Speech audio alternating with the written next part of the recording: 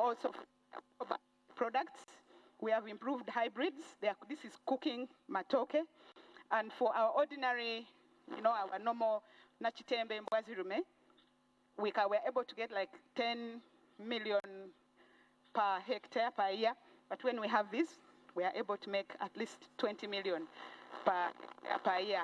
But these are resistant to disease. And we also partner with the private sector to provide clean matting material. You'll find them in another stall. Thank you very much. This is dish orchard plants of bananas. These are the plants. Instead of getting the combs, instead of walking to a neighbor and getting some suckers and carry along some diseases, so these are clean banana plants, which you can plant into your garden, and you still get, there are clean pests in them. 2,500. This. 2,500. Thank you, Excellency. We're moving on to the next store. Your Excellency, Naro is doing a lot. We are still within the Naro stores. You have a minute, please. Thank you so much. Welcome, Your Excellency.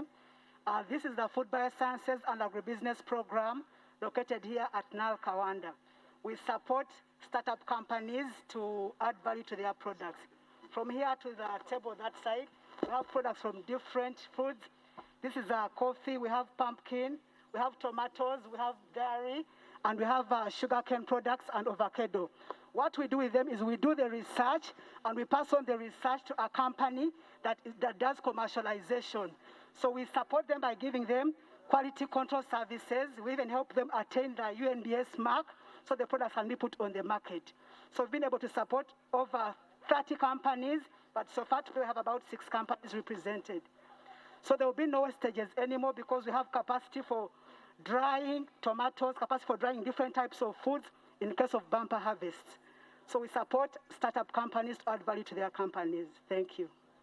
Thank you. Thank you very much. That is what Naro is doing for so many other persons out. Thank you, Naro. Thank you very much. You have a minute here. Where are you?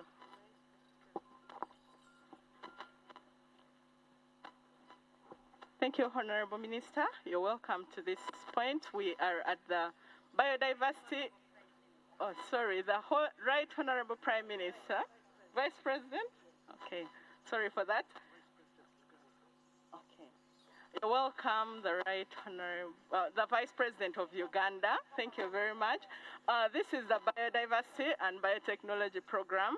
And this program is composed of 3 different units. We have the Biotechnology Program, we have the Biological Control Unit, and then we have the Plant Genetics Resource Center.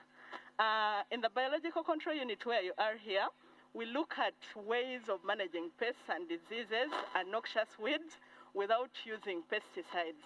We have a lot of outcry with cancers and all the associated environmental impacts of pesticide use. So here we have one plant that is an invasive weed that is called Parthenium hysterophorus. We've had reports of it killing elephants in Queen Elizabeth National Park, and we have a beetle, an insect that is able to eat and defoliate this plant in 8 days, and that is what we are mass producing here. So these are the beetles, you can have a look at them, and then they defoliate this plant and kill it within 8 days. And then we also have another invasive insect pest that is called Tuta absoluta. I think you've seen symptoms like this on tomatoes. The insect is the good one because it is killing the plant. This plant is dangerous to humans, crop production, and to animals. If you can see in the picture, touching it over time can cause contact dermatitis, it can cause asthmatic reactions, and bronchitis. This plant, yes. We use an insect to manage this plant. Yes, Vice President. So this plant has been, yes, it has been introduced in Africa over time through food aid from outside the countries, that because it occurs in crop fields, when you harvest the plant, it comes with the seeds of this weed. So eventually it gets to spread throughout the ecosystems. Yes, and then here we have the tuta absoluta. This is a new pest in Africa as well. It first came to Africa around 2014, and now it is causing a great problem in tomato production. The farmers are actually spraying up to 5 times a week to be able to produce good tomatoes like this. So to manage it, we have 3 different ways. One is that we have an insect that lays its eggs into the body of this pest. This is the pest within this cage here. So these small black insects are able to lay their eggs into the body of the pest and kill it within 18 days. Another way that we are looking at its management is using the traps. We have what we call a lure or a pheromone that is able to attract the males. So what we do is that we constitute the trap like this. It comes in different parts, but the lure is placed inside, and with time it is able to trap the insects like you can see in here, and the insects are dead. Yes, and this can also be done in many other ways. We have a light trap as well that is able to bring these insects from wherever they are, being nocturnal, and they move and feed at night. So you place this light and it traps them, and then they are able to die. That is a tuta absoluta. And here we have the mango fruit flies. Our exports have been receiving a lot of interceptions because of this fruit fly, Bactroceras invadens or dorsalis. And this affects not only mangoes, but many other crops, vegetables, and fruits. So we are looking at different ways of managing it. But today what we're displaying here is a product that we're calling the mat blocks that is produced here in Kawanda that is able to attract them just like the other lure, and you will be able to collect them like you see them here, and they are able to be killed. We integrate this with other methods. Yes.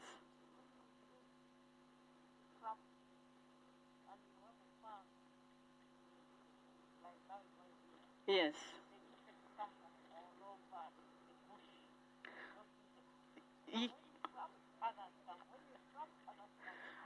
So when you put the right density of the trap, you're able to actually kill all those things. The aim is to reduce even the ones in the wild. Yes, in the whole village.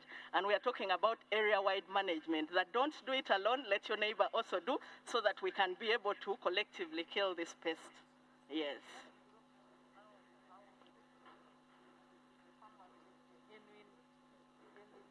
The genuine product, the trap, this container can be fabricated, and you can have this. You can have so many other types. Yes, but this genuine one is produced here in Kawanda. Yes, we have them here, produced from here.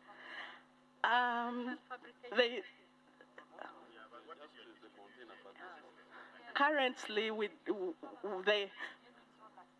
currently we are accessing them from here, because if you leave them in the hands of the private sector, sometimes there's issues of trying to make profits. So at the end of the day, yes. Yes.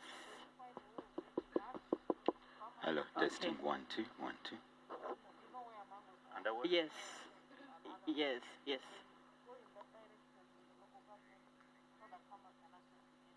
Okay.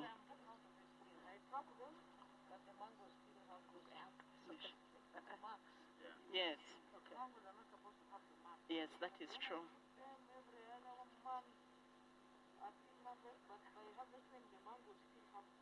On the surface. Yes, that is true. Small marks, yes, they don't accept that are bringing the marks. Okay, thank you. And finally, here is the Plant Genetics Resource Center, and we are conserving the biodiversity of Uganda.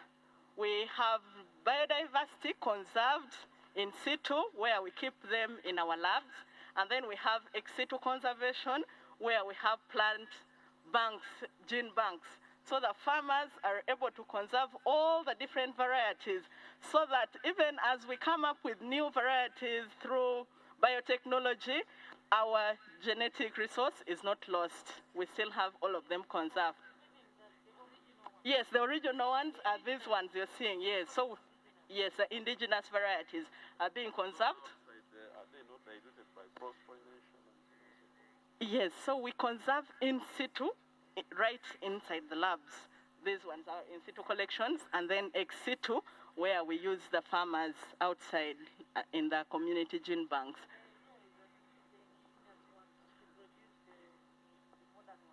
Yes, yes.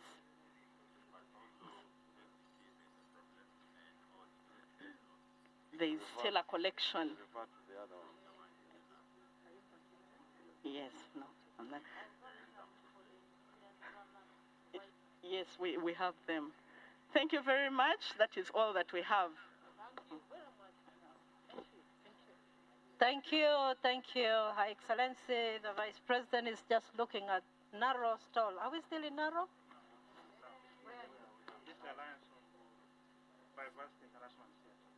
Let's listen to the Alliance. You're welcome.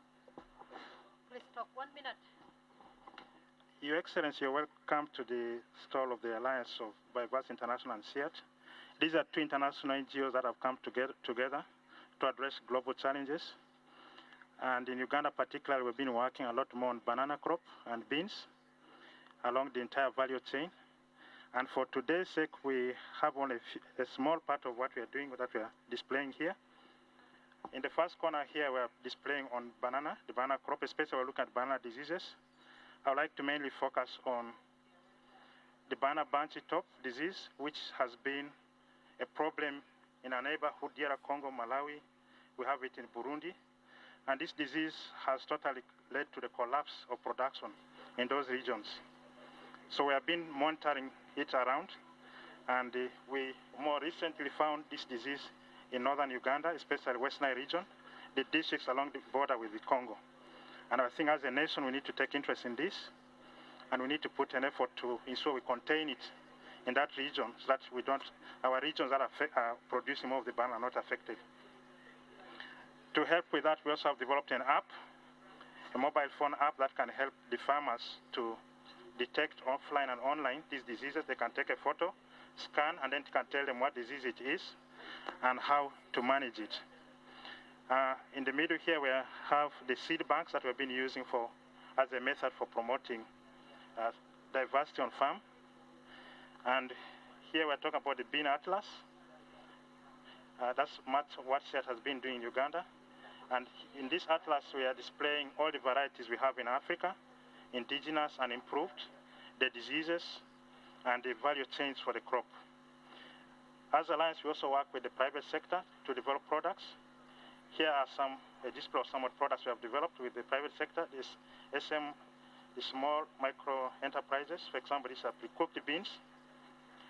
Also, we have those which they make into powder for infants to ease their feeding and different recipes. And here we have a machine to help us with determining the cooking time for beans. We are now breeding towards reduced time for cooking because fuel is a big issue. So this machine helps us to look at the different varieties that have been bred, and to identify those which take a shorter time to cook, so that we can be able to address this major challenge of fuel that is affecting farmers. Also the time as well. And here we're having a diversity of beans that we keep for our breeding purposes. Some are rich in are rich in iron, whereas others are rich in vitamin A. And these are breeding stock that we use for breeding purposes with the region. Thank you. We have been looking at beans. You can, I know. Yes, we have a minute. Your Excellency, Your Excellency, we are privileged to have you. This is Uganda National Farmers Federation, the umbrella body for all farmers in Uganda. And our greatest work is to mobilize, organize, and empower farmers. Our greatest mandate is lobby and advocate for a favorable policy environment for our farmers to operate in. And in that, we do identify strategic partners. Today here we are with VI Agroforestry that promotes sustainable land management and agroforestry as a key practice that enable farmers produce food sustainably for all generations to find when the land can also be in position to produce for even the next generations. Thank you so much. That was Farmers Federation. Thank you, thank you. Where are we? Copia, this is part of Naro. Yes, we have books. Copia.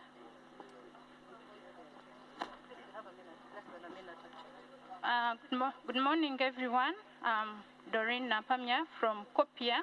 COPIA is Korea Program on International Agriculture. We support NARO on transferring technologies to local farmers, and we are currently supporting 6 projects in rice, potato, cabbages, that is vegetables, then citrus, field pea, and pasture. We also have an exhibition field here inside Naro, where we are showcasing different agriculture technologies in vegetable production, and we also produce materials. We have brochures here and manuals in cabbage, cucumber, kale, and potato production. Thank you. We have the citrus we have in local language. That is Ateso and Kumam. Thank you, thank you. That is Copia. We are in Food Rights Alliance. Is it Food Rights Alliance? Sinai Farm Supplies. Please, 1 minute. Okay. Honorable Vice President, you are most welcome to this stand. We are Sinai Farm Supplies Uganda Limited, that focuses on production of primary seed that is laboratory generated, and we are focusing on sweet potato, bananas, and Irish potato. We are collaborating closely with the NARO and our colleagues, the National Food Alliance, who are focusing on promoting farm organizations, mobilizing them in order for them to have rights to food. We are also collaborating with Ngeta Zadi, that is promoting a number of products from shea tree, shea nut butter. We have the lotion. We have even processed foods from mushroom. So basically, we have some horizontal integration with a number of institutions here. Thank you, thank you, thank you. We're entering potato. Yes.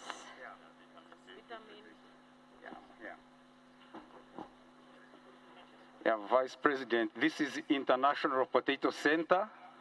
We do research on potato and sweet potato. We disseminate our technologies to farmers and all the consumers. We are glad to present the orange fresh sweet potatoes, the different varieties, which we are promoting for food security, for nutrition.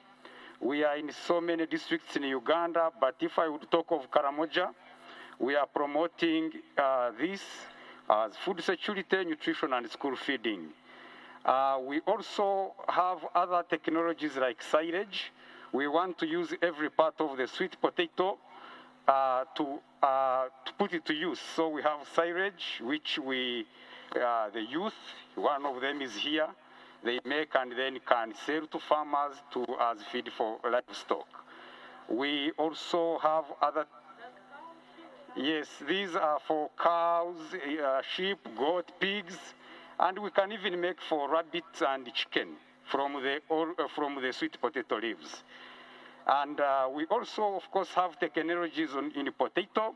So we are currently promoting good technologies for seed potato to our farmers, especially in Kigezi and Elgon areas. We also have the value-added products which we make from the orange fresh sweet potato, which we also train farmers and any other person to make, and then they can have the good nutrition. Thank you very much. But how do farmers preserve this? Yes. Recently, when there was drought Yes. in the country, now when rain came back, people wanted to plant. Yeah. They didn't have. Yeah. Dry up. Yeah. So how can you help the farmers during drought time to ensure that the vines are there?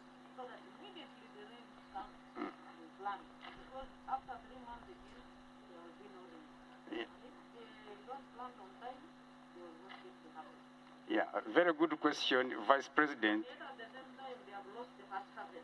Yeah. Yeah. Yeah, we've set a system of seed multipliers. We call them vine multipliers all over the country. So their purpose is to make sure that when it is dry, for them they can keep the vines. And what is beautiful with what we find in Karamoja is that this year, which was really very, very difficult, even when it was dry, the farmers who had the vines, they kept fresh. And when rains came, they were able to survive. So we have a very beautiful story in Karamoja. Yes, please. Yeah, it is interesting. Yeah, so these vines, we have several technologies to keep the vines. One is the triple S system, which train farmers that when you keep this root and in the sand, in dry sand, after some time, the vines will come from these nodes, and then you'll still get the vines. Another method is the kitchen gardens. So in Karamoja, we are promoting farmers having in their manyatas to have those kitchen gardens so that they can, use the water, the refuse water to keep the vines. And what is again interesting is that people consume the leaves of these sweet potatoes.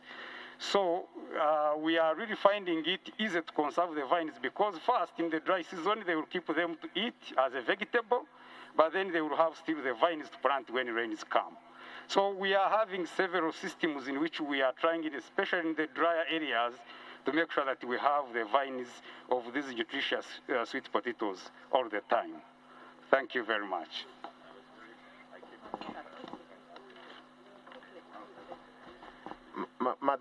Madam Vice President, this is the National Organic Agriculture Movement of Uganda, and we are promoting the use of organic products in the country and also promoting the growth of organic crops. And also we are promoting the National Organic Agriculture Policy, which was launched. We are in collaboration with the Ministry of Agriculture. So we are now disseminating, and as well, we have also developed a weekly market, organic farmers market. Madam Vice President, if you want organic products now, you can just go and send someone to Zambia Gardens, Caritas.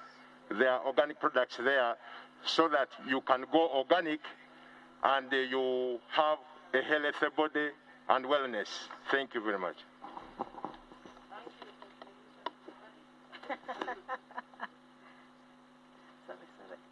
Where are we?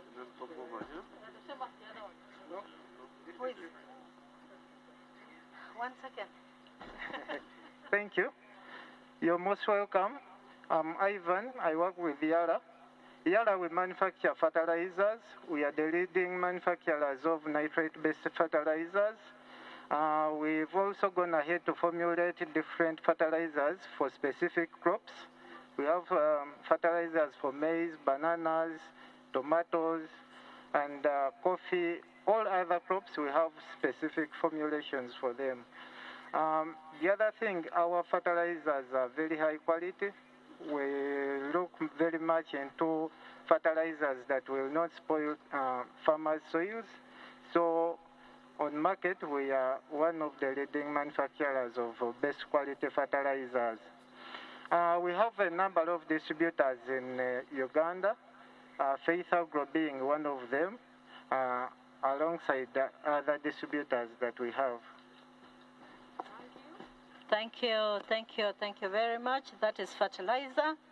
Please make sure you get the right fertilizer before you go home. 1 minute. Your Excellency, you're welcome. This is Access Agriculture. We produce farmer-to-farmer training videos. and we just won the World Food Forum Award for innovations. We produce farmer-to-farmer training videos in different languages to ease extension, and these are translated in all local languages, including Ateso, Lugbara, and also to help the farmers and your farm workers so that they don't have to run around looking for an extension worker.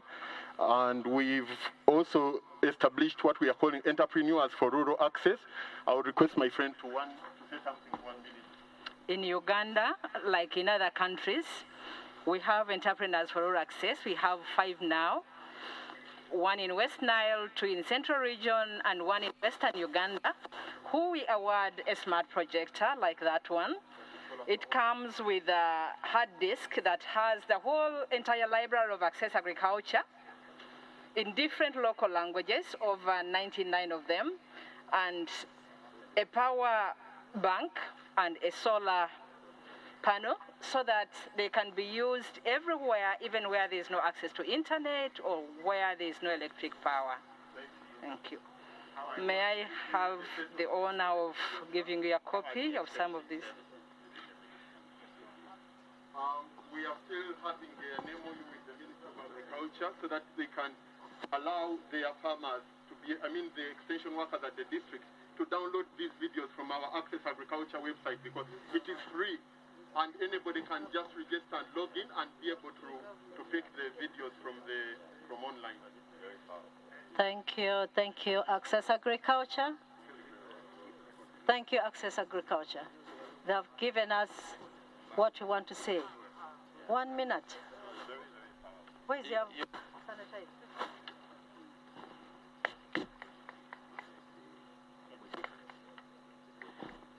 Your Excellency, you're welcome.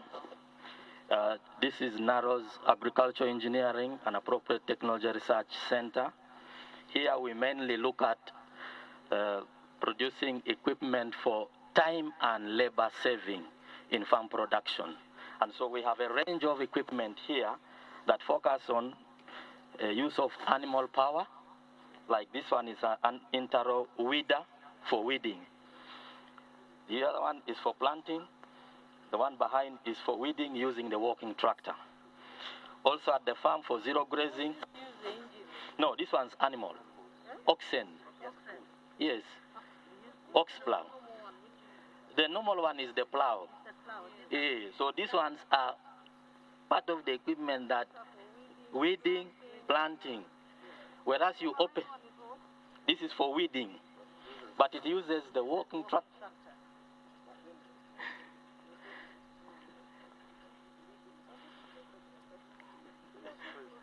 No. Your Excellency, these tines you see vary depending on the crop, and they are of different sizes. You do not need all of them at the same time. If you are weeding, say, maize, the row spacing is larger, you need all those. If you go to weed, it works. If you are... No, that one. This one? No, the smaller one, the other one. The one for walking tractor. No, you remove them, you put the ones that are required. Like if we go to weed rice, you don't need all this. We only need this one. You can remove them.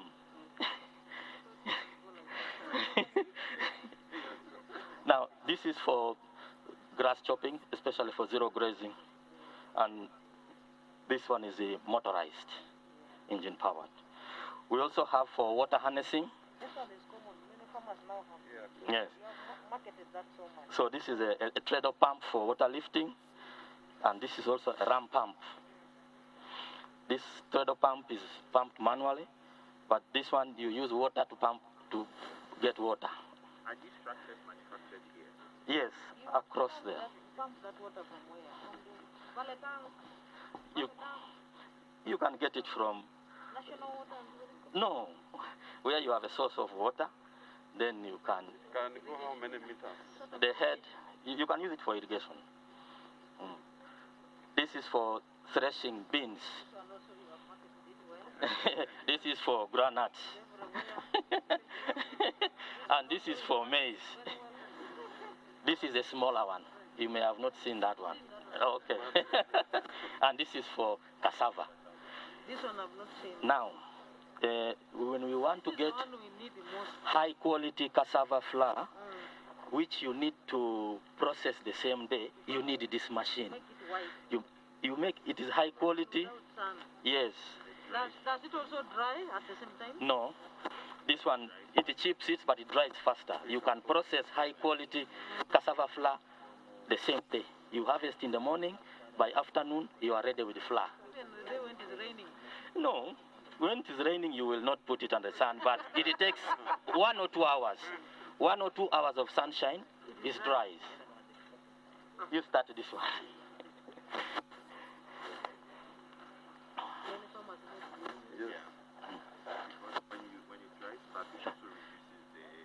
Toxin. Instead of, the normal practice is we harvest, then you peel, then you leave it to cut, you leave it to ferment.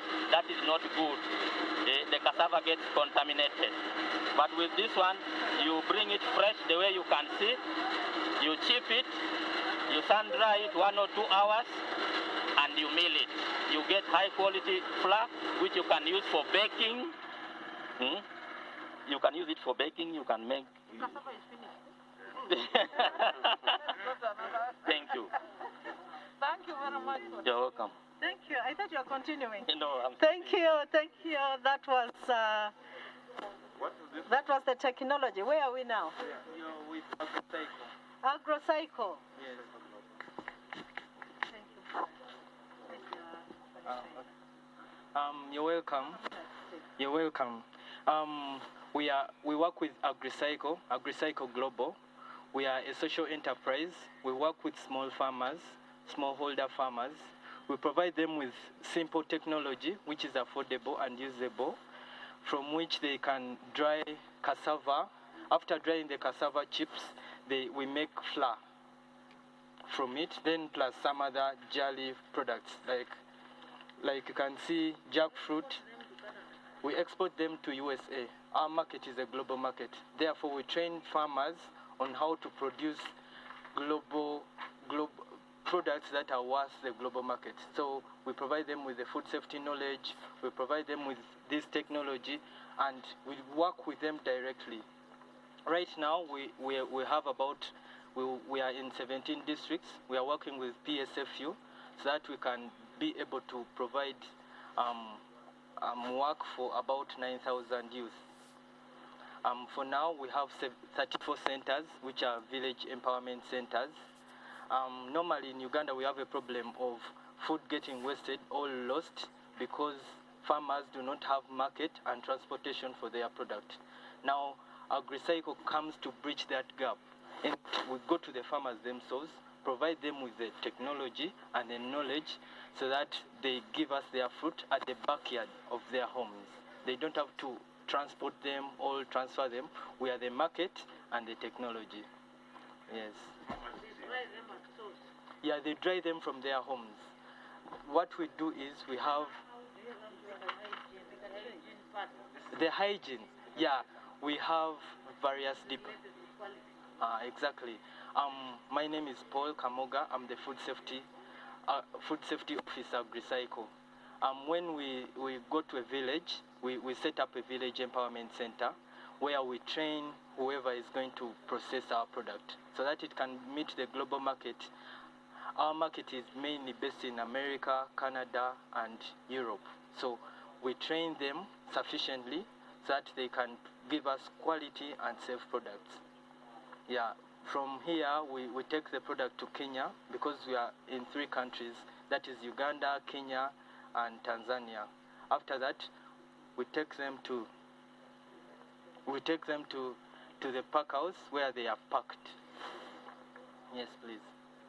How much money are you that you're engaged with making? Money, it depends on the product they have. Because they have jackfruit, they have cassava, they have sweet potato. If they have enough of it, yeah, this is sweet potato. Yeah. Yes. Yes.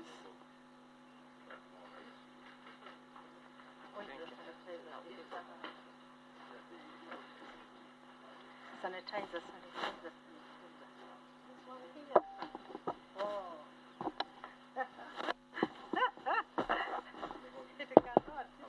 I think so. Thank you. Right Honorable Vice President, you're welcome, and other guests. This is the Department of Agriculture Infrastructure, Mechanization and Water for Agricultural Production under the Ministry of Agriculture. This department has a number of divisions. One of the divisions is mechanization, where I will take you through all those equipments you're seeing there. But let me first begin with the division of water for agricultural production.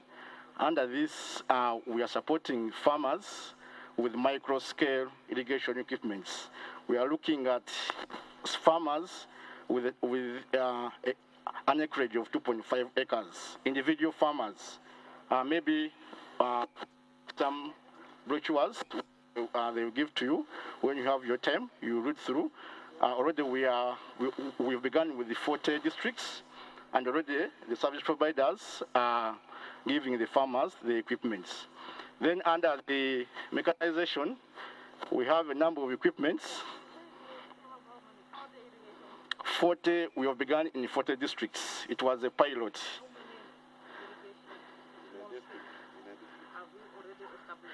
We have established in the 40 districts. We have, for the first quarter, which has ended just last month, we have supported 10 farmers, a minimum of 10 farmers per district. So that is a total of 400 farmers. Yes. So far we have supported. The targeted is, we are looking at, it's depending on the budget, but the minimum, the district which has the minimum farmers to be supported is Butambala. It has 60 farmers. And the maximum district so far, it is Tororo, 37 farmers. Then under mechanization, we have equipments. We have equipments, as you see. We have a number of equipments. We have the tractors, we have the water bowsers. For these tractors, normally the farmers who have shown interest, they write to the ministry through the cow. Then we go and do the assessment, and eventually they get the services. For the cost, it's 40,000 per acre. Then for the water bowser, it's 100,000 per day. We also have the walking tractors. This one, normally we got the support from FAO. We have supported most of the farmers, mostly those who are dealing with rice farming. So we gave all these to farmer groups in mostly Doho irrigation schemes, because they can use this even during when the soils are too muddy. We can just remove this tire and we put the cages. Yeah. Then we have this is a ridge. The ridge, which is normally used for drilling the boreholes. For this, we are still operating on a community service. Farmers, communities who are willing, they write to the ministry mostly through the cow, so that we go and drill for them the boreholes. Yeah, for production. Yeah.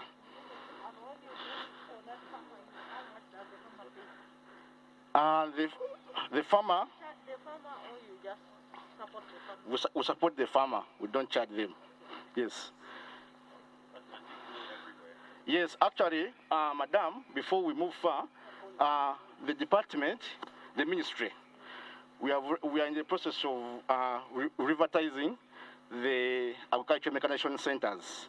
Already, we have Buama Mechanization Center and Agwata. And in all those centers, we have all these equipments there. A set, we have a ridge, exactly. So the farmers, there are the ridges, there are the excavators.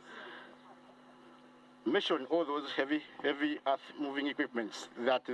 So we have begun with the Buama and the Agwata. Now we are working on Nimbari Regional Center. Then lastly here we have the service van. The service van. So this is for service. For normally when these equipments are in the field, so this is for service changing oil, minor repairs in the field so that we don't have to demobilize back to the center and then back. So to reduce on the time, normally we use the service van in the field. I thank you. Thank you, thank you, thank you.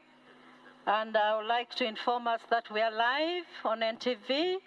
So as you talk, you know, everybody's watching you. Your Excellency, you're welcome.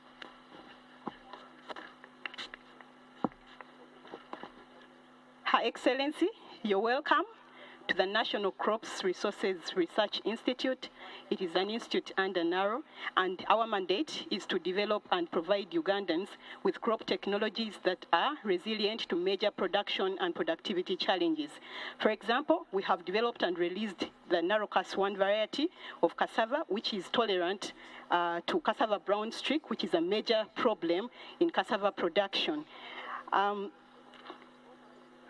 This is a variety that we have developed that is resistant to that problem. And Your Excellency, we have used a technology in Bonded Biosciences to develop a cassava variety that is resistant to this disease. And we are now requesting for a law that should enable us to share this cassava with farmers. We have also used the same technology to develop maize that is resistant to pests. This disease is cassava brown streak. Brown streak, yes. Your Excellency, we have developed crop technologies that are nutritious. For example, the orange maize and the orange fleshed sweet potato, they are addressing deficiencies of vitamin A for farmers. We've also developed beans that are high in iron and zinc, also helping to address malnutrition in especially children and expectant mothers. Your Excellency, we've developed upland rice varieties that are helping Uganda meet self-sustainancy in rice production, and we are promoting them alongside gradually reducing equipment, for example, the handheld and manual equipment that are helping in weeding and planting of rice. We have varieties that are addressing climate change effects, for example, the maize that is drought tolerant, which is also very high yielding. This is helping to buffer farmers against drought and the loss of yield as a result of climate change.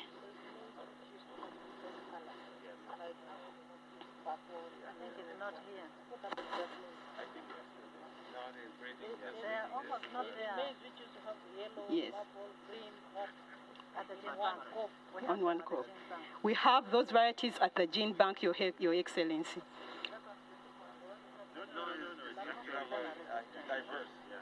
Your Excellency, we are also developing crop varieties that are oriented to the industry. For example, our cassava varieties are used in the production of beers today in Uganda, and other products of the industry such as starch, high quality starch, ethanol, and starch glue. Those are helping the industry to also use local resourced materials to continue to offer Ugandans with income and jobs. Thank you so much.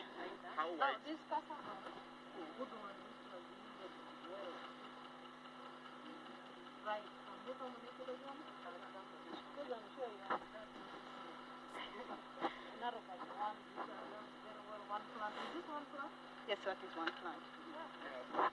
There are two, eh? It is one plant. One stem. This is one. Okay. So this variety, narrow CAS1. In 10 kilos you get 3 kilos. 10 kilograms. Right, one plant. Okay. So Your Excellency, the yield potential for this variety is between 35 to 45 tons. However, from one plant you can process 10 kilograms of flour. 10 kilograms of flour. Yes. Yes. This you get 10 kilos. Yes. Thank you so much. The orange maize is a product that we've submitted for release. And yes, not yet, but we are ready to release it anytime that we are allowed to do so.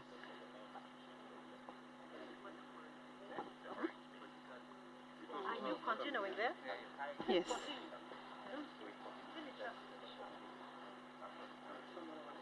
Yeah, we have finished.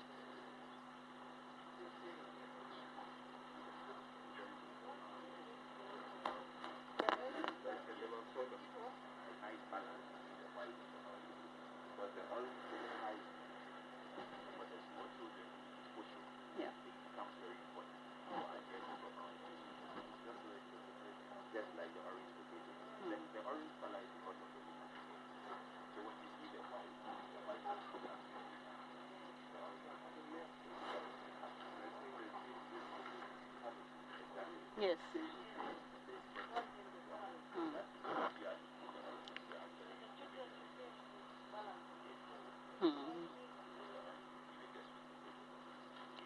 Your Excellency, we are also contributing to the development of the horticulture sector in Uganda.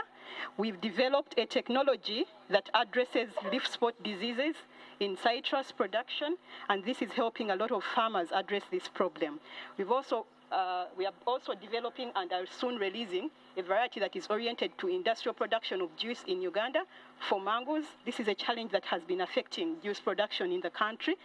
We are also conducting adaptive trials to expand the production of oil palm beyond traditionally known areas, for example, Kalangala.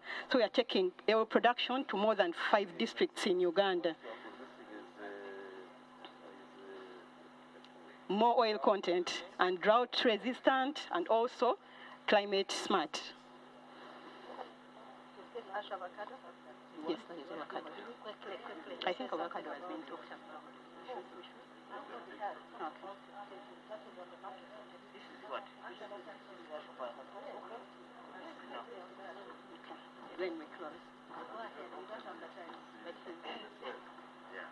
About not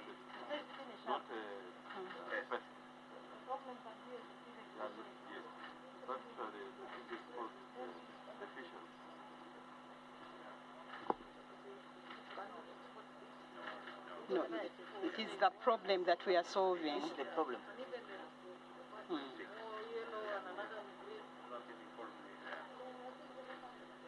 When it comes to fruit, yes, the management practices and the trades, which are like this.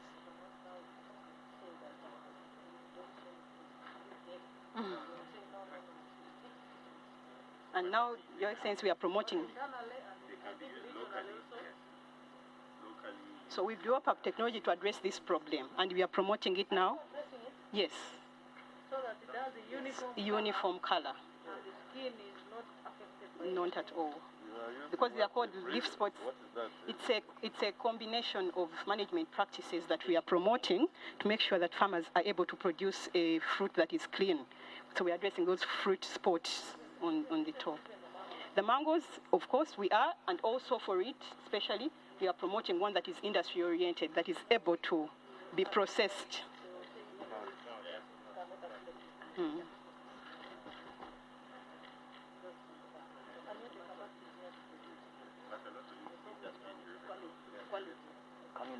you now talk about? We are promoting, Your Excellency, we are promoting the production of Hass avocado, which is very highly sought after in exports. So we are helping farmers manage pests and diseases and also increase production of this Hass avocado.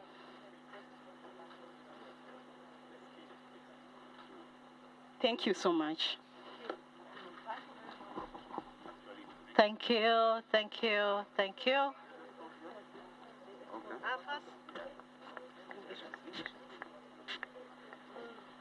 You have a minute. You're welcome. This is the African Forum for Agricultural Advisory Services. We are here to drum up the 5th Africa-wide Agriculture Extension Week, which was officially launched by the State Minister for Agriculture at Speak Resort Munyonyo in August. This is a continental event that brings together different agricultural actors from over 40 countries in Africa to come and deliberate on the key issues in agriculture extension. And this year, we are focusing on the effective agricultural extension systems for agripreneurship in Africa. Thank you. Thank you, Your Excellency. On November 14th to 20th, we'll be hosting the African Agriculture Extension Week. So that is the table for registration. You're welcome to Naro. Yes, Your Excellency, you're welcome to the National Semi-Arid Resources Research Institute, NASARI, one of the Naro institutes that conducts research to help people in the semi-arid regions of Uganda. When we talk about semi-arid, we cannot forget Karamoja. So here with us, we have crops like sorghum, we have finger millet, we have groundnuts, we have choroko, and cowpeas. These products don't miss on the menu of people. Choroko is mung bean. Yes, so we are producing choroko that is dense in nutrition, especially iron, so that these people, since it is one of the, it doesn't miss on their source, we make sure they have good source and it is nutritious. Yes, sorghum, we have sorghum that is good for brewing and food. I will emphasize brewing because it is one of the ways of import substitution. There have been, these beer producing companies have been importing raw materials, but here we are. Naro is doing the import substitution and saving the forex.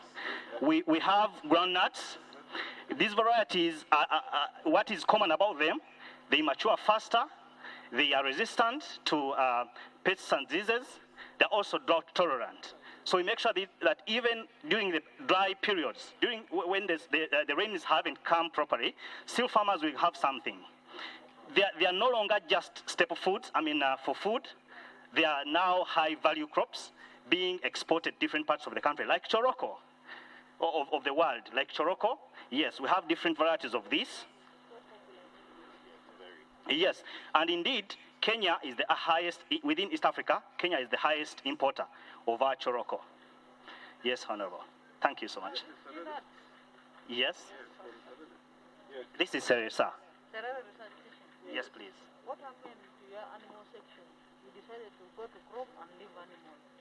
Now the farmers are there have animals which are like goats. They've gone cows. back. They've gone back. No, So they if you have gone back, that's very good. They have been disturbing me. Why don't you help us? You go to Minister of Agriculture. Serena should do both crop and animal. And they told me a story of how you stopped doing animals. I don't know whether you know that story.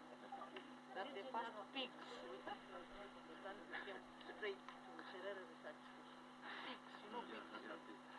Now the pigs were brought and then Serena started the animals. Now when the pigs grew, they sold to the local population. And then the population, some people wanted to eat the pig. And when they were now cooking the pig, they didn't know how to cook it. They just boiled like fish. And then when they boiled like fish, then they got problems with their abdomen. They got running stomach. And then they say, these people who are research physicians are very poisonous animals for us. Someone told me that story recently when I was in Serena. Is that the story why you stopped animal section? No. Indeed, the change in mandate that my Director General will be able to explain clearly. Can explain later. But the GNAT now, let's go back to the GNAT. Yes, Madam. And you have heard that the people there want you to go back to animals. Help them with the quality of goats, quality of cows, quality of sheep, quality of turkeys, chicken, everything, animal, livestock fund. Now the peanuts, when you fry it, the peanuts, which are improved varieties, they don't have oil. Yes. They are not soft. When you make the peanut, it's not soft. The way the other one used to be soft. And now they are asking even that this one, when water drops in it, because it's not oily like the other one, which used to be oily, develops molds. And those molds are very dangerous for the liver. So how are you? Okay, Madam, if you talk about groundnuts, like you've explained, we have different varieties. And these varieties are only good, not good for everything. Yes. Some of these varieties are good for oil production, and others are good for. I'm not talking about oil production. Yes. I'm saying the molds which develop from the peanut are dangerous for the health of the people. Definitely. And you know where I come from, they use it everything we cook. Yes. That pest must be there, that pest. Yes, Madam. So that's a post. That's. You are that. Yes. The people to be healthy. You give them the improved varieties, drought resistant, resistant to pests and diseases, but also very healthy to eat. Madam, we have a full campaign that is trying to avoid aflatoxins in groundnuts, and which is a post-harvest issue. We make sure that these groundnuts are harvested on time, they are well dried before storage. But you are dodging the point. My question. You are dodging the point. What Excellence is talking about aflatoxins, and there's a technology in Naro. Digi, can you speak? Your Excellency, you're asking a very important question. Now, the issue of aflatoxin, it has actually been misunderstood on a number of occasions. people think that aflatoxin come in place during the post-service handling kind of process. But through strategic studies by NARO, we do realize actually the infection by a particular fungus called Aspergillus flavus begin in the field. So now, what is NARO doing? We realize in the field, you have two strains of Aspergillus flavus. There's one which is actually toxigenic, the one that causes that poisons. Then there's one which is atoxigenic, the one that actually doesn't cause the poison. But the two can coexist. In the environment, you have the toxigenic and the toxigenic Aspergillus flavus. The toxigenic one is outcompeted, is uncompeted. So we're using what you call a flash safe technology. Once you've done that, you can reduce infection up to 95%. But then after harvest, the post-harvest techniques, especially drying, to the required moisture content is very important. We look at about 12 to 14% moisture content for safe storage and must be well aerated. Once you've done that one, you are through. Then again, we also know that in the animal feeds, even those aflatoxins do occur. Now we have identified one mineral called bentonite, whereby you mix with the feeds to reduce on that level, and so on. You can even reduce its totality and so on. So it's like a multi-pronged approach. Then there's breeding for resistance. But that one, you haven't actually come with good results yet. But work is going on maize. Thank you very much. I'll take it. The new virus have less oil, and this makes them more susceptible. I wouldn't really, with that, say like real-time evidence. That could have been consequential. But then again, when you're looking at the different varieties that we're coming up with, we are trying to customize it to the customer kind of demand. The one for the industries, the one for the confectionaries are totally different. Maybe the most important point, that's a good observation that can be followed up by research. Thank you very much. Thank you, thank you, thank you very much. That was GNAT we are looking at. Your Excellency, you are here on mangoes and you have cosmetics. Who is here? You have a minute. Your Excellency, you're welcome.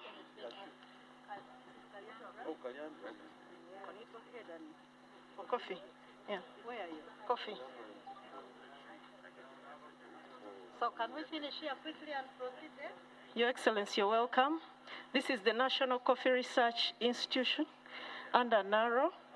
We have a mandate to do research for coffee, and in line with the National Development Plan 3, we are conducting research to increase farmers' household incomes and also improve their quality of life. So we have on our schedule here, we have planting materials for coffee which are resistant to coffee wilt disease. And then we have products that are consumables, coffee powder, coffee yogurt, and we also have non-consumable products flavored from coffee and cocoa. So I would like to ask my colleague here to explain their strategy for value addition in coffee in line with these products. Her Excellency, you're welcome. We have these products from coffee, and this is coffee lotion. It's majorly for anti-aging and a sunscreen. Since Nakori deals with research in coffee and cocoa, this is a cocoa lotion. It is good for deep moisturizing of the skin. We also have this coffee cream.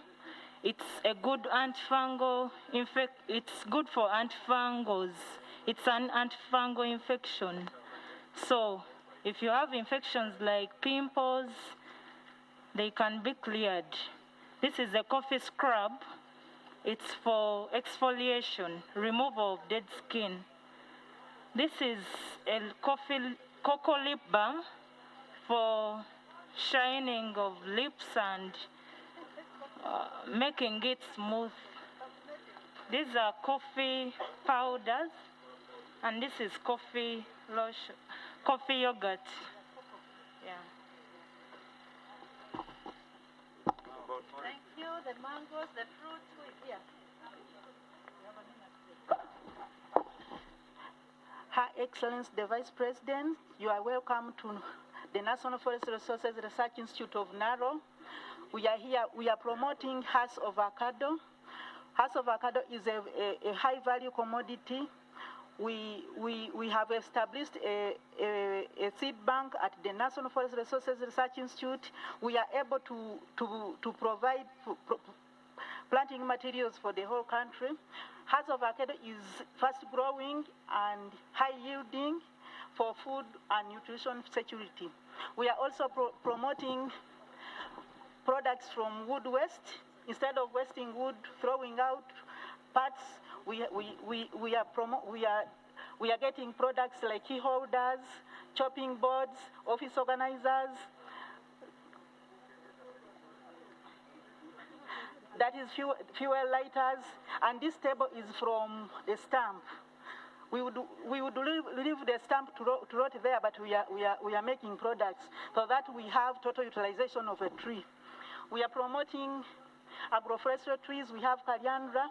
We have Melia volkensi. Melia volkensi is a mahogany tree that can give you timber in 8 years. And we are also promoting clono eucalyptus. They can give you timber in 5 years.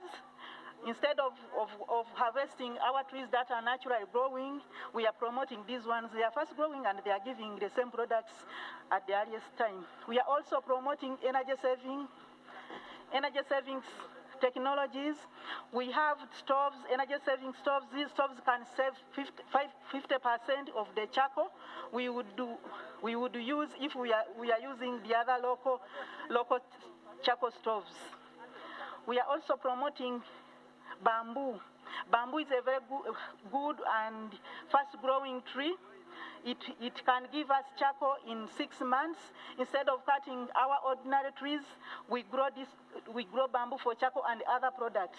These are some of the bamboo products we are also promoting cashew nut trees. We have grafted them. Unfortunately, we have not brought the planting materials because we have already planted them. This is a planting season. Cashew nut is a dessert. The market is much and the demand is much, but the production is still low. But we are. Thank you so much. Thank you, Excellency. We have entered Minister of Agriculture stall. Your Excellency, Honorable Minister, the PS, FAO country rep, you are welcome to this stall. This is crop protection in the Ministry of Agriculture, Animal Industry and Fisheries that is responsible for the control of crop pests and diseases. We are demonstrating some of those badly affected plants. This is the citrus tristeza, which is citrus greening, a viral infection that is, I know, right, Your Excellency, is ravaging part of your area. Here, we are demonstrating one of the serious cassava challenges, the cassava brown streak disease, that is mainly being transmitted through planting materials, Your Excellency, the Vice President. So it is very serious and we need to do a lot of certification and approve the materials we deliver to the farmers. Your Excellency, again, we are the same department that handles pests that are not yet in the country, and we try to fight so that they don't enter. And currently, one of them, Your Excellency, that is threatening us is a pest on mangoes. There is a new pest called the mango mealybug, which is already reported in Rwanda and Congo. And currently, we are doing what we survey, to a delimiting survey to establish how far it could have entered. And we highly suspect around the Mirama Hills in the border with Rwanda. We have been there. We have collected the samples that are here, and we partner with one of the high integrity laboratories to do the final identification. So we sent the first samples to UK. we didn't pick what we wanted, and now we are preparing more samples for identification. Again, Your Excellency, we are the same department that handled. We have the capacity to do what we call morphological, looking at the features, but we need to do what we call confirmatory diagnosis.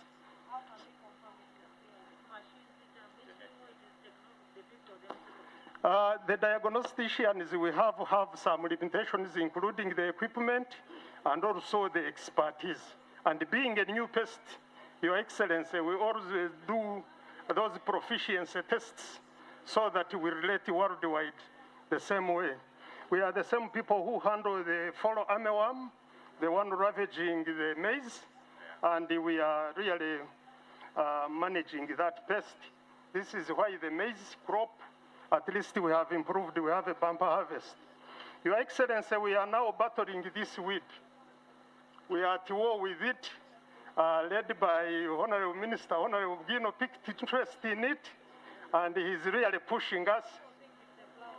Yeah, this is the challenge we have. Whenever they find it, they feel it is beautiful, it looks like macaron, and now they enjoy looking at it, but it parasitizes and kills the plant.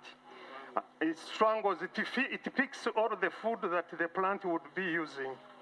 Then we are the same team, Your Excellency, that fought the desert locusts, supported by UPDF and also our team and the other experts who join us. And we are the same people handling the banana bacterial wilt and many others, Your Excellency. You are most welcome. Thank you. Oh, but we managed them, Your Excellency. Thank you for coming.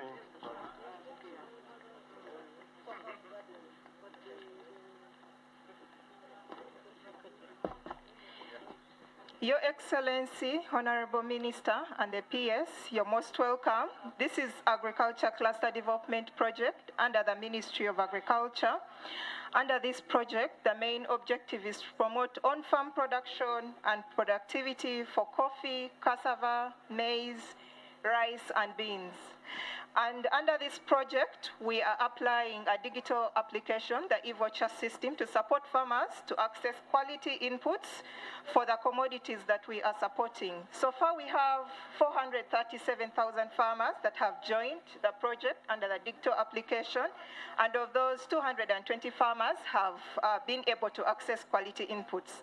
Then we also support farmers to benefit from a matching grant, where farmers co-fund 33% and government contributes 67%.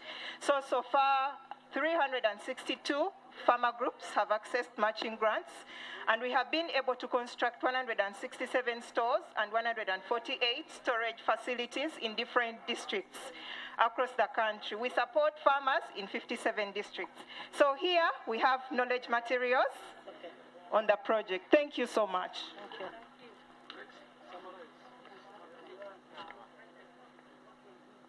Thank you, thank you, thank you. We have seconds remaining. Who is talking? Can you? Okay, welcome, Your Excellency. Welcome to the Uganda Multi-Sectoral Food Security and Nutrition Project stall. Here we are promoting consumption, production and consumption of micronutrient-rich foods. We make sure that the children, basically the project is looking at the children under 5 years and the pregnant and lactating mothers. So we advise them on what to feed on and exactly what to eat. Here we also under the crop production department. Thank you very much. In summary, Your Excellency, you're welcome with our entourage and all dignitaries. We are crop production department that houses, in the Ministry of Agriculture, that houses the Uganda Multi-Sectoral Food and Nutrition Security Project. We promote production and productivity of nutrient foods, and today's theme fits squarely with what with our theme of growing, nourishing, and protecting the environment. In brief, at policy level, we have just produced the organic policy, National Agricultural Organic Policy, and the aflatoxin control strategy for safety reasons. In brief, that's what we are doing. Thank you very much. Thank you. Thank you. Who is here? Please, Aminat, quickly. You're welcome, Excellency. Welcome to the Directorate of Fisheries Resources. This is a display. We carry out a number of functions. We regulate, control all fishing activities on all public water bodies. We certify and issue permits to all imports and exports that are leaving this country of all species. We also create awareness of all fisheries activities in the country. We license and issue permits along the value chain to all those members who are involved in fisheries activities. Then we also have a project that is promoting environmentally sustainable commercial aquaculture. And in there, we have so far come up with 2 packs, to produce 20,000 metric tons of fish, and they will be employing 400 people each of the packs. Then we shall also establish a one-stop center for potential investors. We shall also support feed and supply as a goal of attaining what? Thank you so much. Thank you, thank you, thank you, thank you. What is this? The last one. How about the oil here? Let's go to that. Sorry. Let's look at the last one. This is coffee. Coffee, where are you? Hello, please, quickly, you have a minute. Your Excellence and Honorable Ministers, you're most welcome to UCDA style.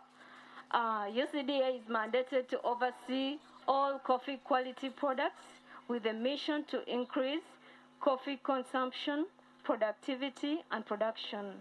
So today we are showcasing the commercially viable coffee types, that is Arabica and Robusta.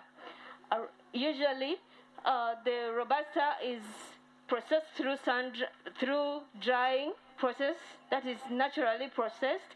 The red cherries are picked, they are dried onto raised beds or taplings, and after they have been dried, they are hauled to get FAQ, that's fairly average quality. It's then subjected to screening, where we have the major screens are 18, 15, and 12. When the FAQ is screened, we get different coffee grades, that is screen 18, screen 15, and screen 12. The Arabica coffee is usually washed. It undergoes washed processing. Usually the red cherries are picked, they are hulled, fermented, and then they are washed and dried. Once they are dried, we get a skin called parchment. The parchment is then, from parchment we get the different Arabica grades. That is, we have Sipi, usually from Kapchora, we have Bugisu, AA, we have Bugisu AB or A. Then we have Ajuga. Sometimes Arabicas are naturally processed. Honorable Minister, in promoting coffee, we serve coffee for testing. We illustrate different brewing techniques. So we have free coffee. You're most welcome for a cup. You're welcome.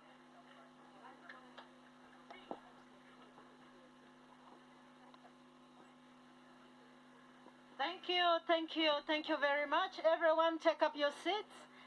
And please, let's all remain standing for the anthems. Get up to your seats. Every one of us, let's go to our seats. Let's all get seated and we get ready for the national anthem. If Lovomo, if you're anywhere nearby, come right here.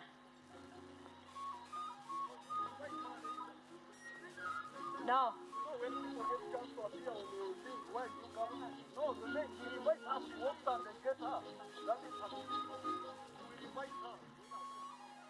Let's take up our seats. And we remain standing for the national anthem. We shall start with the Uganda national anthem, and then we sing the East African anthem.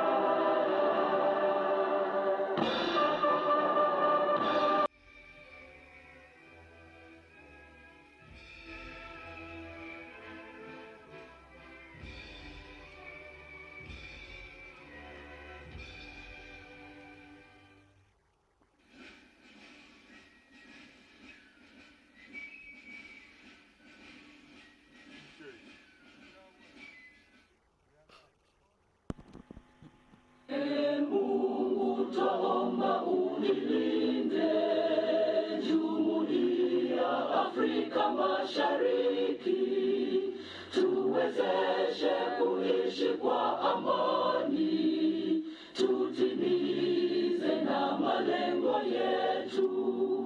Jumuiya yetu sote tuilinde, tuajibike, tuimarike, umoja wetu ni nguzo yetu, idumu jumuiya yetu.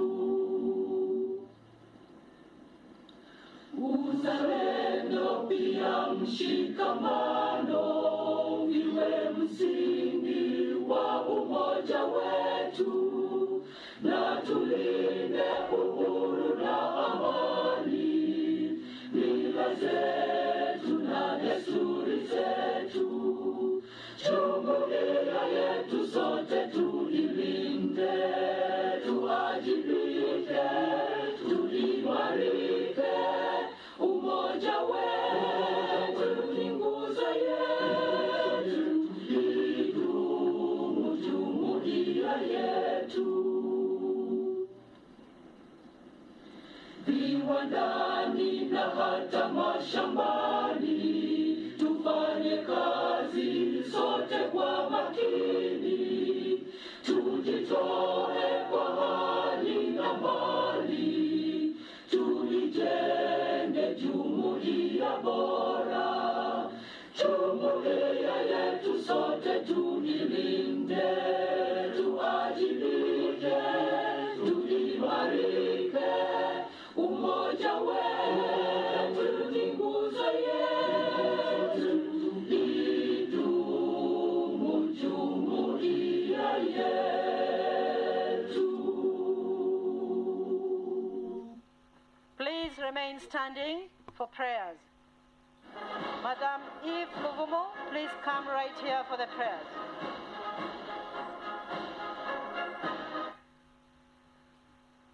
Remain standing. Thank you.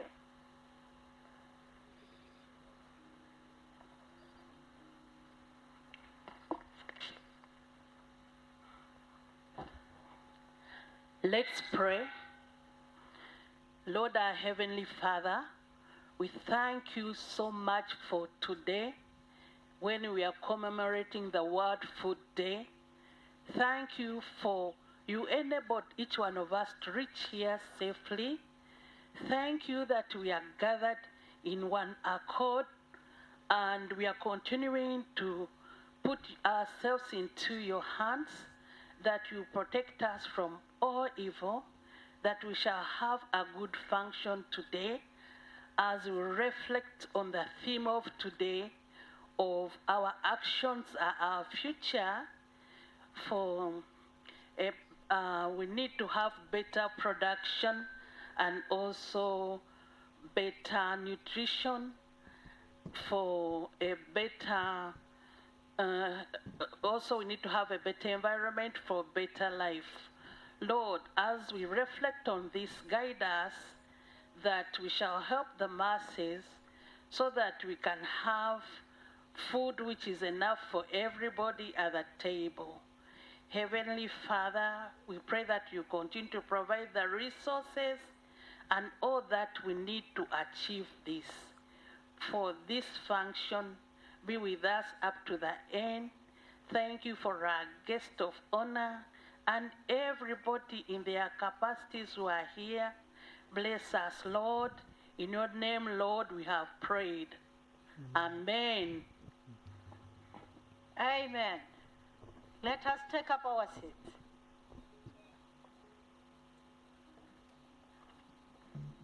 Thank you, thank you. Your Excellency, thank you for coming to be with us today. I'm going to quickly take us through the program of the day.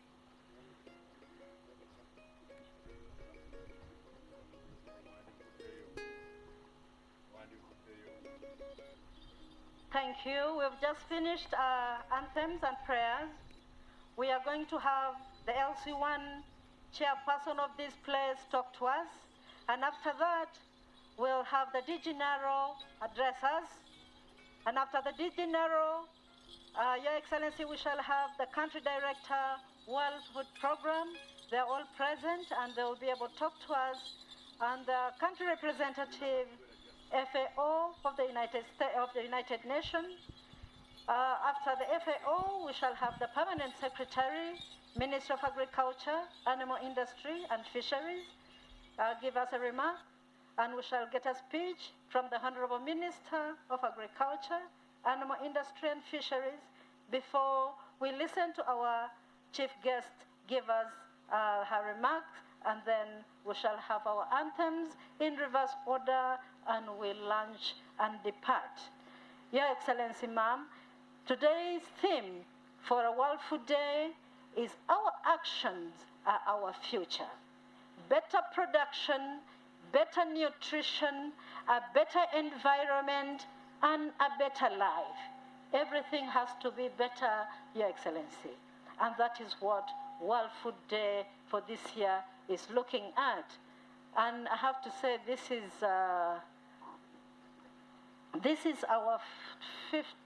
39th World Food Day. Every year, Your Excellency, we celebrate World Food Day. And today we are here in Kawanda, our National Agricultural Research Organization. As we move to our next program, we'd like to call upon the entertainment team to give us a brief interlude, please. And the LC gets ready. LC, one of these players, get ready.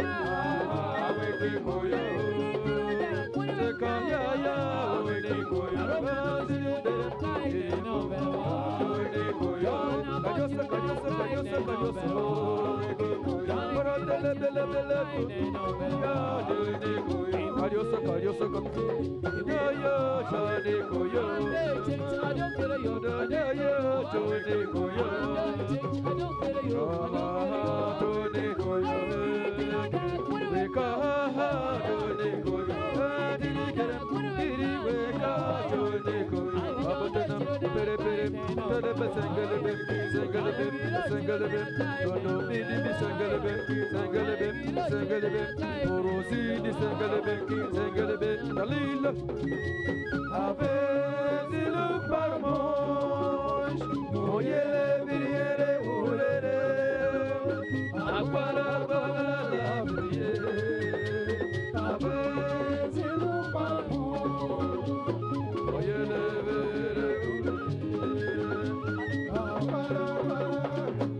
Adini mudondo munyali ye. Ane mudondo munyali. Are kule ni mudondo munyali ye. Yo yo yo ane mudondo munyali. Ezabule dunne mudondo munyali ye. Yo yo yo ane mudondo munyali. Mudondo munyali ye. Ane mudondo munyali. Bile ni mudondo munyali ye. Ane mudondo munyali. Ezabule dunne mudondo munyali ye. Ane mudondo ukendibya ukashatwala bana bawe angombe nayi isinabula mwawe ukendibya ukashatwala bana bawe angombe nayi isinabula mwawe ukendibya ukashatwala bana bawe angombe nayi isinabula mwawe ukendibya ukashatwala bana bawe.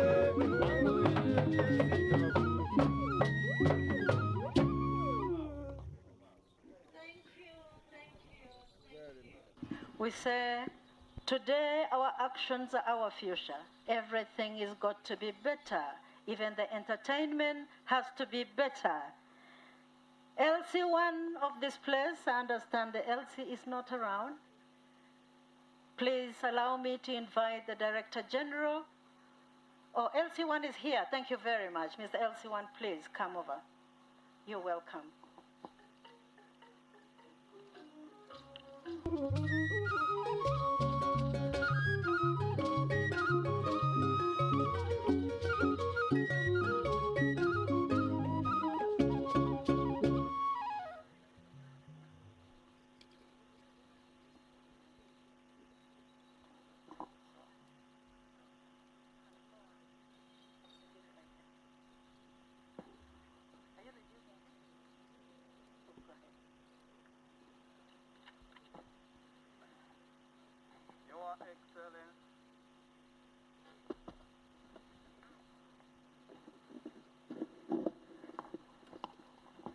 Your Excellency, the Vice President of Uganda, Your Excellency, the ambassadors, honorable ministers, directors in this institution, honorable members of the parliament, scientists and local leaders, ladies and gentlemen, let me take this opportunity to welcome here in this area of Nkokonjeru Sero. I wish you a good function, and I will stay at this place. Thank you for listening to me. May God bless you. My name is Serwada Stephen, Chairman, LC1, Nkokonjeru. Thank you.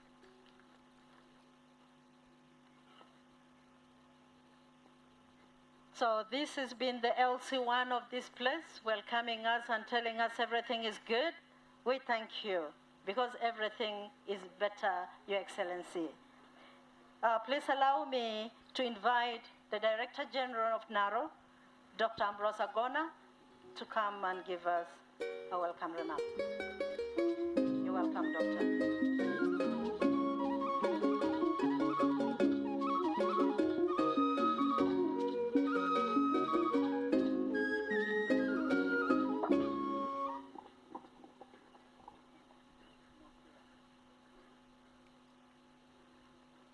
Permission from Your Excellency, I'd like to make a confirmation that I've been vaccinated twice and I've been keeping the social distance.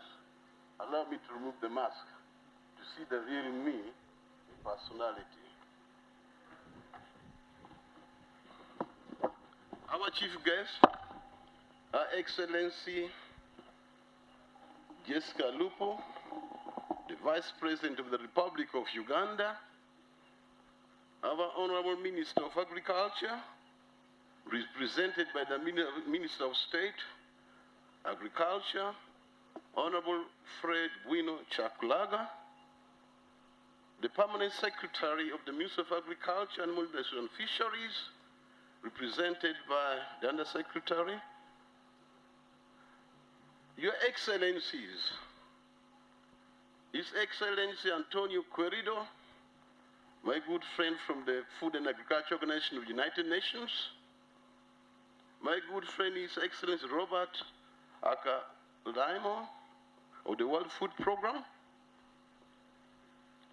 distinguished scientists, the directors, the NARO fraternity, the private sector fraternity, and Your Excellency, before I continue, I'd like to present to you one of our biggest partner, all the way from South Korea, Dr. Park Tyson of the Korea Program on International Agriculture.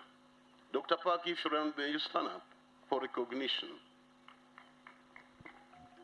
Thank you, thank you, thank you.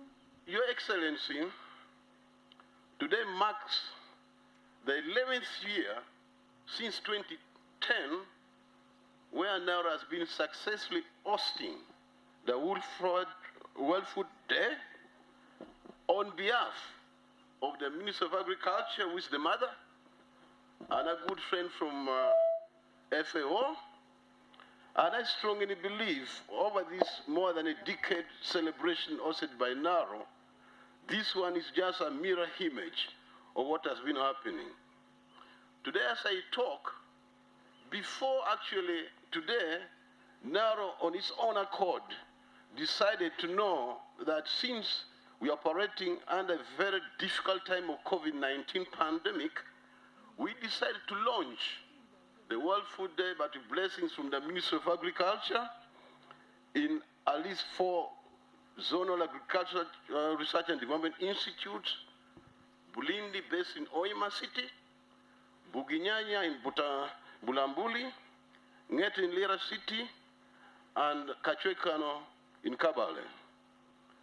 Your Excellency, we look at the theme of today's celebration that talks about our actions, our future, better production, better nutrition, a better environment, and a better life.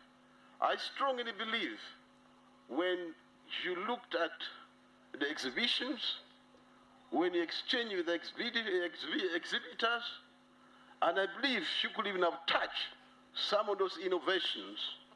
When you talk about program on agro-industrialization today, definitely you see how the Ministry of Agriculture, NARO, and its partners are positioned to take this country to a higher level.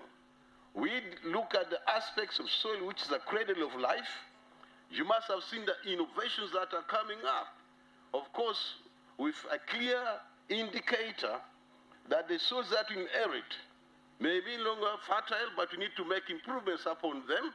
There are technologies, and we are responding to the triangle as designed by the Minister of Agriculture, whereby at the vertical apex, you're looking how best can we contribute in terms of production and productivity. And I strongly believe you must have seen some of the technologies to respond to that. And of course, this is informed by research and innovations.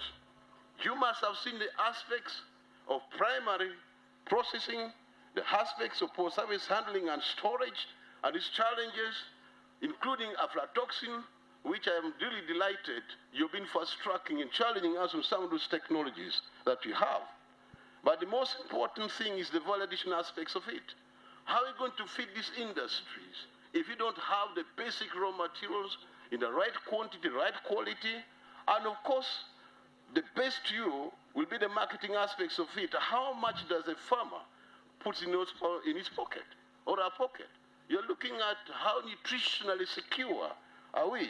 You must have been exposed to technologies whereby now you're not just looking at the aspects of increasing yield, but I look at the nutrient densities. You're looking at even food, not just eating for just food filling the stomach, but if you have some ailment, some kind of diseases, you can cure by eating the foods. Your Excellency, on this occasion, I'm delighted to highlight you some of NARO's top achievements. Over the years, and as directed by Parliament, guided through the NAR Act 2005, we have been handling issues pertaining to crops, livestock, fisheries, forestry, and of course the most important aspect, the conservation of the ecosystem in which we operate. Today as I talk, I'm proud to present to you that so far we have released close a number of 800 technologies, innovations, and management practices that are being demonstrated and farmers taking it up in the 9 zonal agriculture and development institutes. Today as we talk, we are looking at aspects of fighting climate change and climate variability. And you must have seen technologies in form of cereals, sorghum, the finger millet, the cassava, the banana, the mangoes, the beans. We are just looking at how best can the farmers adopt these technologies. But the most important thing is, are these technologies being generated by now, taken up by farmers? Do you have a strong system that allows and strong mechanisms that can demonstrate real-time evidence-based successes? Your Excellency, I'll take you back through the landscape of 2008. You and me, you know, rice was a preserve for the rich and mainly for Christmas occasion, the independence celebration, Easter time. At that time, Uganda was producing close to about 110,000 metric tons of rice.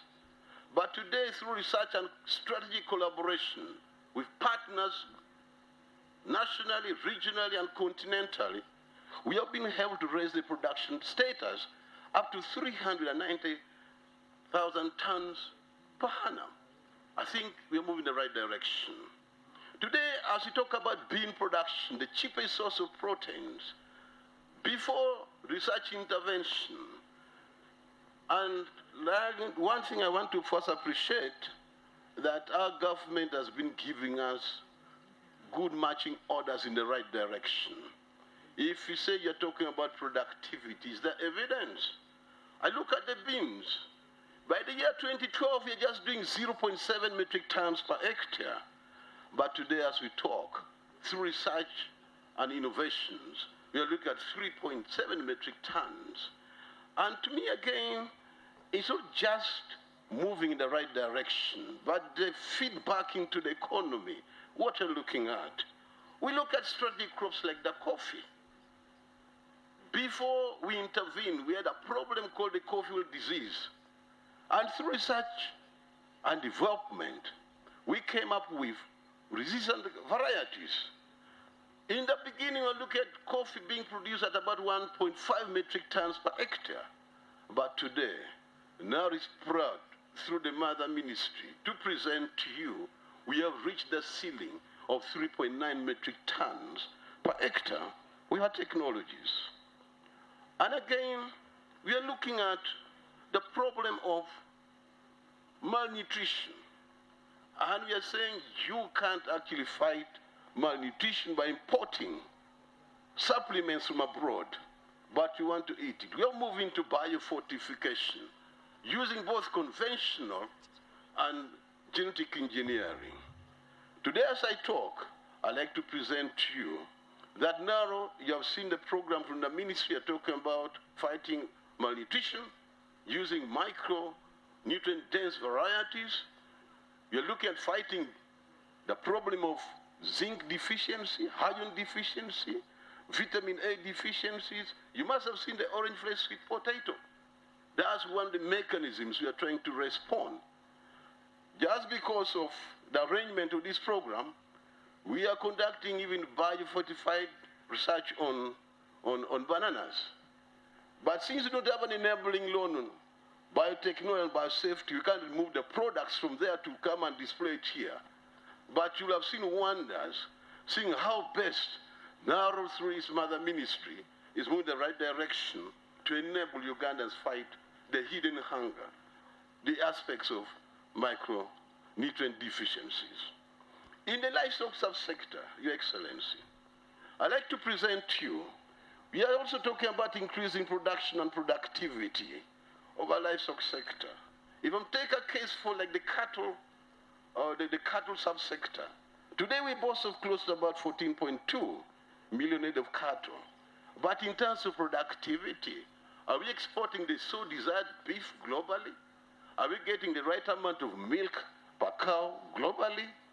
Today I'd like to demonstrate to you that when you look at the current genetics that we have in this country, look at the uncalled disabled, and I know you come from the disabled side where we come all from. You look at the market is saying to export the beef, you need an animal that weighs close to about 300 kilograms at 24 months. But look at the genetic stock that you have in this country. To get to 300 kilograms, you need about 5 to 7 years. But is it possible through research? We have been able to demonstrate that you can get even animals weighing more than 300 kilograms at 24 months. If you've been to one of the research institutes, the National Livestock Research Institute, we are responding. Today we'll look at milk production. Out of the 14.2 million head of cattle, they're just doing only 2.7 billion liters. You go to Ireland, the population of about 5 million head of cattle are getting more than 6 billion liters. So how best can we match this, blend the gap? We are saying through genetic improvement, we have ported one breed called Viking Jersey that does close about 20-25 liters. Very efficient in nutrition, feed conversion. You get one of the best milk, and the milk you're looking at butterfat content close to about 5 to 7%. When it comes to processing value addition, you need 1 liter of yogurt, you get 1 liter of the Viking Jersey. But when you do the Frisian, you need about 3 liters. Are we moving in the right direction? I think yes. Now we also know that you need to treat them, the health aspects of it. You've been hearing issues of tick and tick-borne diseases, but the worst part of it, the importation of fake acaricides on the market. Now also that's an opportunity. Today I can talk with a lot of humility, but of course, high tone of science, that you have been able to test on station the efficacies of 4 vaccines developed by your scientists using NARO's resources, government Uganda resources. You build the capacity, we build the human resources, and we have an infrastructure coming up. Come June 2022, I hope you will be there, including His Excellency, the President of the Republic of Uganda, coming to inaugurate the vaccine facility.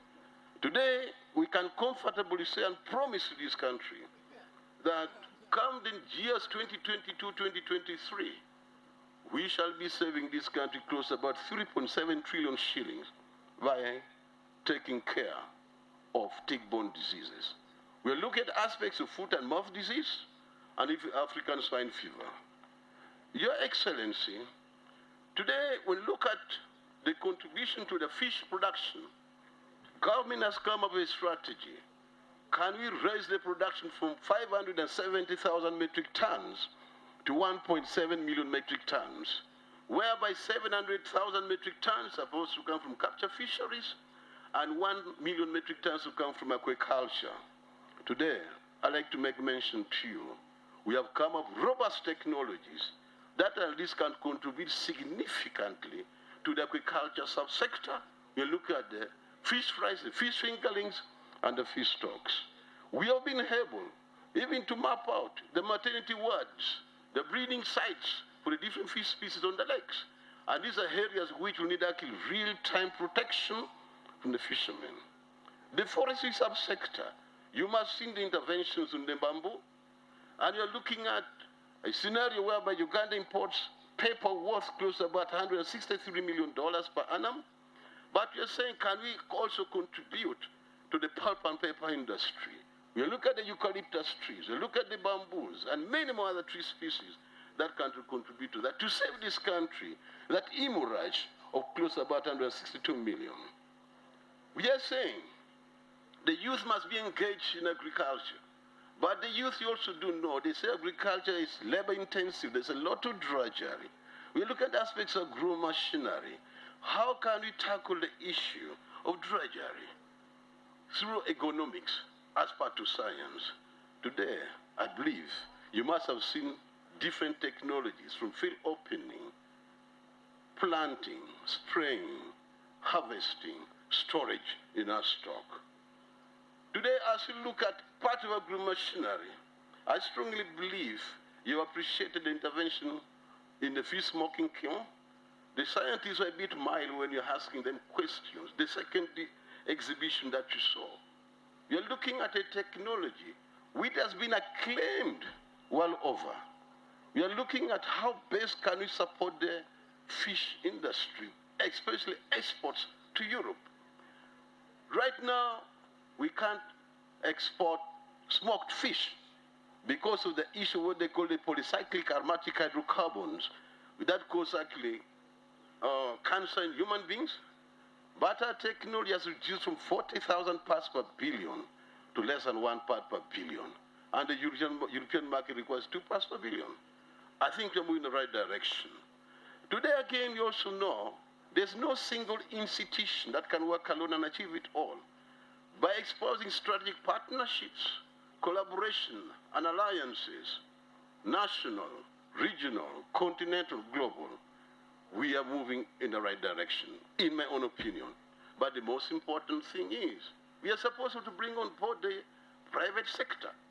Today, I'm proud to tell you that we have signed memoranda of understanding with Uganda Brewers Limited, Nile Brewers Limited, and I strongly believe, Your Excellency, you come from an area that produces a lot of sorghum, the Puripu. The Puripu is actually the goal for the people in the Sub-Test region by linking to the breweries.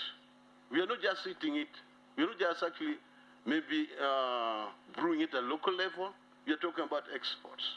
Today we look at cassava. We have identified 3 potential candidates that are good actually for beer making. And with partnership with Uganda Brewers Limited, we are working on that. But the most important thing is to do all this good research you're seeing around, you need the human resource, you look at infrastructure development, and I must thank you and convey our heartfelt gratitude to His Excellency, the President. He's not somebody who promises, but he also delivers.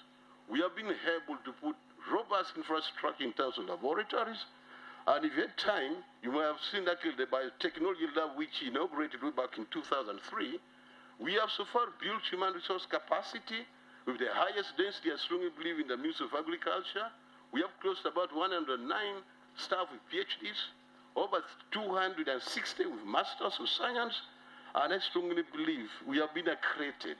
We are considered Center of Excellence in the banana research, cassava research, rice research, and of course, recently, finger millet and sorghum. Now, all good things also come with challenges. I would like to make mention to you, one of the biggest challenges is the budget constraints. In Africa here, we came and said to lead and successfully contribute to the bioeconomy, in which we're talking about agro-industrialization. Each government must commit at least 1% of its GDP to agriculture. I'm making a quote from the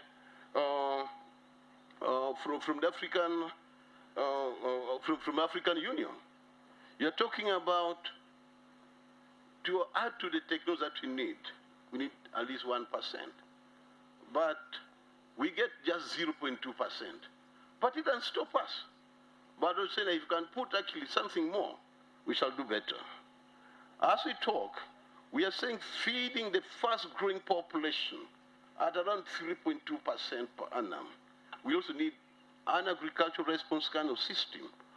We are talking about the use of biotechnology, genetic engineering. It has been proven. But up to now, we still don't have an enabling law. Today, we've been talking about the genetic engineering bill, regulatory bill. We wonder when it's going to be passed. Because we have so many products in the banana, in the beans, in cassava, in sweet potato, that require this kind of intervention. I hope you will convey our message. 2, how to motivate these scientists to have 109 PhD holders and they're not being deployed optimally. There's a temptation to move for greener pastures. But I would like to thank His Excellency. He made a promise to elevate the state of the scientists. And to me, when I look at my colleague Commissioner Connie here, she's from the Mother Ministry, but you can see there's a difference between me and her. the salaries are different and so on. But you're saying you have reached the ceiling yet, but convey our sincere gratitude to him. Then we have a threat from grabbers, land grabbers, encroachers, and degraders. And at the end of the day, if you can gazette all the research land into or be well protected, whereby we don't have a threat from the encroachers, and we concentrate in the laboratories, we'll be so grateful. Now, Your Excellency, before I conclude, I'd like to introduce to you my distinguished scientists, beginning from the directors. Where are you, directors? Stand up. We have 16 research institutes, and I know some participated early on during the week, but you have a few here. Where are you? The directors of research NARI, the scientists from scientists NARI, scientists from the ZADIS. These just a sample of them.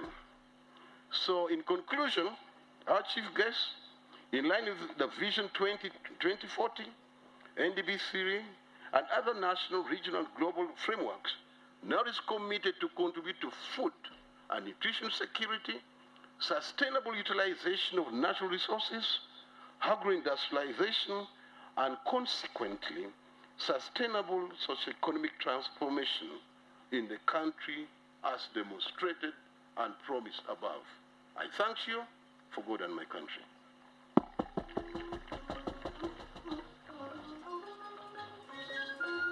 Thank you very much. That is Director General of NARO. Let's give him a round of applause, please.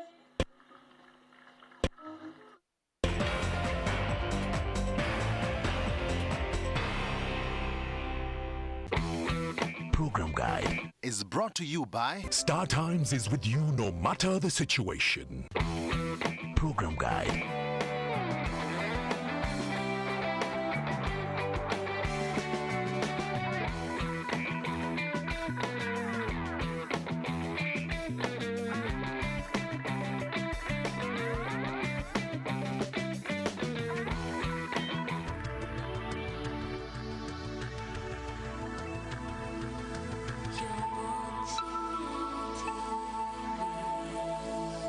Simply subscribe to Classic or Smart Bouquet at only 28,000 shillings for a month and give your family a complete TV entertainment. Star Times is with you no matter the situation.